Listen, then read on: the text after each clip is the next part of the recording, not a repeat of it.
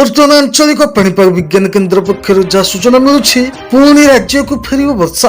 ଆସନ୍ତା 11 ଓ 12 ତାରିଖରେ ରାଜ୍ୟରେ ବିକ୍ଷିପ୍ତ ବର୍ଷା ହେବାର ସମ୍ଭାବନା ରହିଛି। ଏଥିସହ କିଛି ଜିଲ୍ଲାରେ ଘନ କୁହୁଡ଼ି ହେବା ନେଇ ମଧ୍ୟ ପାଣିପାଗ କେନ୍ଦ୍ର ଆକଳନ କରିଛି। ଭୁବନେଶ୍ୱର ଆଞ୍ଚଳିକ ପାଣିପାଗ କେନ୍ଦ୍ର ଜାରି କରିଥିବା ବୁଲେଟିନ ଅନୁସାରେ 11 ତାରିଖରେ ନୂଆପଡ଼ା, ବଲାଙ୍ଗୀର, ସୋନପୁର, ବୌଦ୍ଧ, ବରଗଡ଼, ଝାରସୁଗୁଡ଼ା, ସୁନ୍ଦରଗଡ଼, ସମ୍ବଲପୁର, ଦେବଗଡ଼, ଅନୁଗୁଳ, ଢେଙ୍କାନାଳ, ଯାଜପୁର, ଭଦ୍ରକ, ବାଲେଶ୍ୱର, ମୟୂରଭଞ୍ଜ ଓ କେନ୍ଦୁଝର ଜିଲ୍ଲାର ଗୋଟିଏରୁ 2ଟି ସ୍ଥାନରେ ସ୍ୱଳ୍ପରୁ ମଧ୍ୟମ ଧରଣର ବର୍ଷା ହୋଇପାରେ।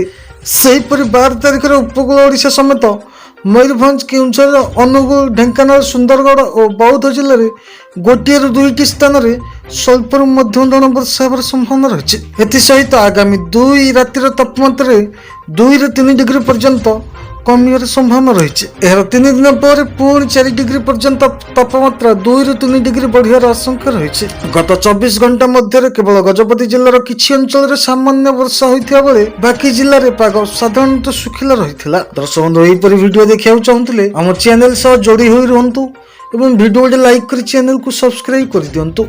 ନମସ୍କାର, ଧନ୍ୟବାଦ।